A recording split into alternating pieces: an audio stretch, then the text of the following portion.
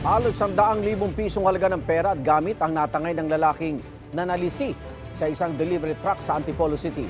Aminado ang suspect na nagnakaw siya dahil wala siyang trabaho. Yan ang unang balita ni EJ Gomez.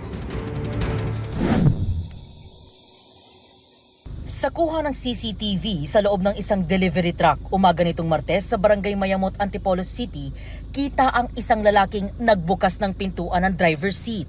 May kinuha siyang gamit sa upuan at bag. Sa kanya sinara ang pinto. Maya-maya, bumalik ang lalaki at tila may hinahanap. Ang lalaki na pag-alamang hindi driver o pahinante ng truck, kundi isang magnanakaw. Sa pangatlong balik niya, binuksan naman niya ang compartment at may kinuha ring mga gamit. Ayon sa pulisya, nagpark lang saglit ang pahinante ng truck malapit sa tindahan kung saan sila nag-deliver ng masalisihan sila. Nagde-deliver sila ng mga paninda sa mga sari-sari stores dun sa lugar na yon. And yung pahinante ay pinark nila yung truck.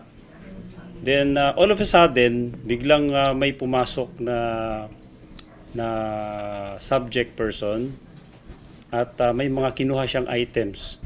Kasama raw sa mga natangayang ilang personal na gamit at perang nakolekta ng pahinante mula sa mga pinuntahang sari-sari store na nagkakahalaga ng halos 100,000 piso. Sa follow-up operation, naaresto ang suspect na si alias Chris, 39 anyos. Aminado siya sa pagnanakaw. Wala kasi akong trabaho kaya yan ang ginagawa ko. Para makaraos kami ng anak ko. Nung una kasi may nakuha akong barya. Tapos? O yun, sinubukan ko ulit. Hindi ko talaga alam na may pera yun.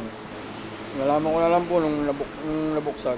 We were able to recover more or less 100,000 pesos of cash money and may mga stolen items pa na recover. Sasampahan ng kasong theft ang suspect na nakadetain sa custodial facility ng Antipolo Components City Police Station.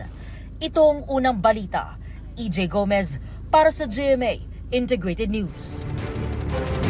Igan, mauna ka sa mga balita, mag-subscribe na sa GMA Integrated News sa YouTube para sa iba't ibang ulat sa ating bansa.